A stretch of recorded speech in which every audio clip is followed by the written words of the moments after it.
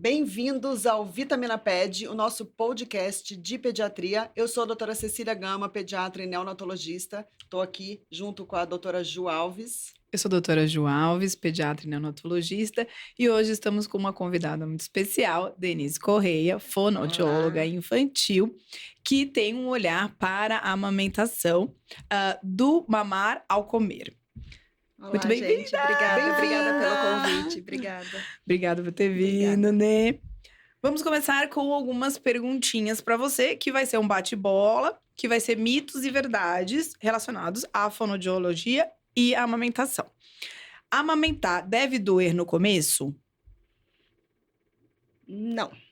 Mamilo rachado é normal? Mito. Existe leite fraco? Mito. Nenhum leite é fraco. Bebê que mama toda hora está com fome? Mito. Mito. Mas isso tem que ser avaliado muito pontualmente, individualmente. Porque muitas vezes o bebê vai aumentar o número de vezes que tá Exato. mamando quando ele não consegue um volume adequado na mamada inteira. Exato. Pega correta resolve a maioria dos problemas? Verdade. Uma pega incorreta, ela dificulta todo o processo, né, da efetividade da mamada, mas não é só isso. Tamanho do peito interfere na produção de leite? Mito. Mito. Nada a ver. Nada a Tem ver. mamães que têm os peitos pequenininhos E que super produzem. produtoras. Super Muito. produtoras. A amamentação é instintiva e não precisa aprender? Mito. É um aprendizado constante, né? A dupla acaba de conhecer, né? Mãe e filho estão se conhecendo, né? Então, é necessário, sim, um treino aí de habilidades. Uso de bico de silicone ajuda sempre? Mito. Pode ajudar em alguns casos são essenciais, né? Mas não sempre. E sempre que for usar bico de silicone, com um profissional ajudando, né? sempre com Sempre indicação. com indicação. Com indicação. O uso do bico sem Fundamental. indicação acaba mais atrapalhando do que ajudando. E o mais importante, o bico entra e o bico sai, né? A gente sempre tem que fazer quem coloca o bico sempre tem que ser responsável por tentar remover o Tira. bico depois. Todo bebê com língua presa ou freio de língua alterado precisa cortar? Sim, verdade. Uma baixa mobilidade de língua sempre vai impactar na efetividade da mamada. Esse efeito vai ser imediato? Às vezes sim, às vezes não. Mas uma baixa mobilidade de língua sempre vai impactar em algum momento da vida, seja do mamar, seja no comer. Só olhar a língua já define o diagnóstico? Mito. É necessário toda uma avaliação da função oral. Exatamente. Exato. Não é só não é só a estrutura. Né? Existe freio posterior? Ele existe mesmo? Verdade.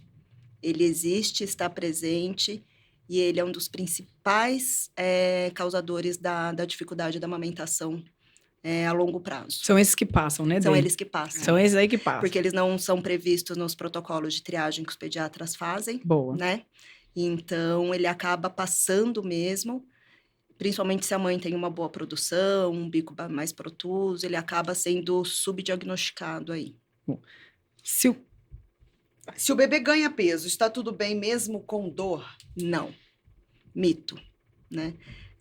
O ganho de peso é um dos fatores importantes da amamentação, mas não pode ser o único. Tem muitos fatores, né? O prazer da mãe, o prazer ao amamentar, para mim, é um dos fatores mais importantes, porque isso vai gerar, né, todo o conforto que vai vir a produção de leite. O amamentar é muito multifatorial. E quando a mãe sente dor, desconforto ou não fica à vontade no momento, isso pode sim ser um fator impactante aí. frenotomia resolve qualquer dificuldade da amamentação? Mito. A frenotomia, ela acaba por liberar muito a parte anterior, né? Como é um pique, né? O famoso pique da língua. Mas pós a frenotomia, sempre é recomendado uma avaliação completa para ver se haverá necessidade de nova abordagem. Maravilha. Quanto mais cedo cortar, melhor em todos os casos? Verdade. Esse é um assunto muito polêmico hoje em dia, né? Como reabilitadora, né? Como fonoaudióloga que faz essa reabilitação, eu sempre acho que quanto mais precoce for a reabilitação, melhor essa criança vai ficar e melhor o resultado, né? Tá. Agora, o momento de cortar é que tem que ser definido junto à família, junto à equipe, né? Mas o mais precoce possível, sempre indicado. Outro bem polêmico. A amamentação influencia no desenvolvimento da face? Sim, com certeza, verdade, né? O posicionamento da língua contra o palato vai influenciar aí no desenvolvimento do crânio facial. O posicionamento da língua vai influenciar no tipo de respiração, isso vai influenciar em todo o desenvolvimento crânio-facial. Musculatura perioral, né? Quando a gente não tem uma língua funcional, a musculatura em volta acaba trabalhando inadequadamente, isso sim pode alterar o desenvolvimento da face também. E a respiração pela boca pode começar desde bebê? Desde bebê, logo ao nascimento não, né? O bebê ao nascimento ele é puramente nasal, então ele faz uma respiração 100% nasal, mas conforme ele vai crescendo durante os primeiros meses, isso pode sim ir se alterando. E se eu tenho uma cavidade oral não bem desenvolvida, não adequada, isso pode aumentar a chance sim de uma respiração oral. Uso de chupeta interfere na amamentação? Verdade. Outro assunto polêmico, né? Verdade, né? A chupeta, ela acaba levando a uma sucção mais restrita, né? Uma sucção não nutritiva, que é o papel da chupeta. Joga essa língua para um posicionamento errado e, principalmente, mantém essa língua baixa, né? Então, vai afetar todo o desenvolvimento crânio-facial também. Mamadeira pode alterar a sucção do bebê? Verdade, né? Por isso que é muito importante uma avaliação para identificar qual o melhor uso do bico para cada caso, né? Por isso que precisa de uma avaliação especializada, uma avaliação fonoaudiológica, porque existem N tipos de bicos no mercado e cada bebê, cada cavidade oral, cada mãe precisa de um bico específico, né? Alguns casos a amamentação não é possível, a gente tem que sim identificar qual o melhor bico para minimizar os danos, né? Os danos futuros do uso desse bico. Então, ele pode interferir sim, mas isso tem que ser feito com precisão. Dificuldade na amamentação pode estar além da boca? Sim, sim.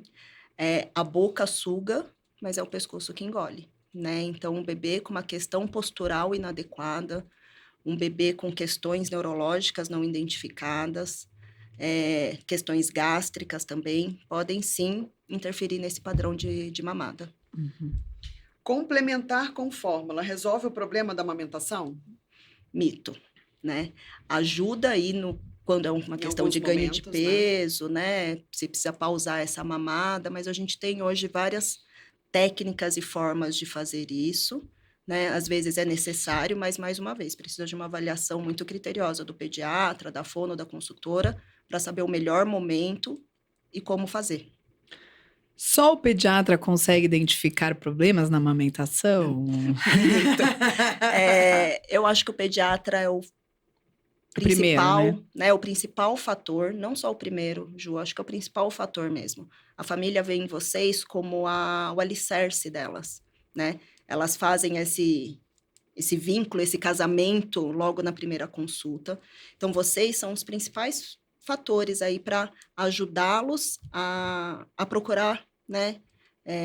Um ajuste, se necessário, né? O quanto é importante o pediatra estudar sobre a amamentação, escutar conversas como essa, para entender. E usar a ajuda do profissional que está ao seu lado, né? Claro. Uhum. Eu falo que ninguém é bom sozinho, Sim. né? Sim. Cada um tem a sua área de especialidade, a fono, a consultora, a físio, né?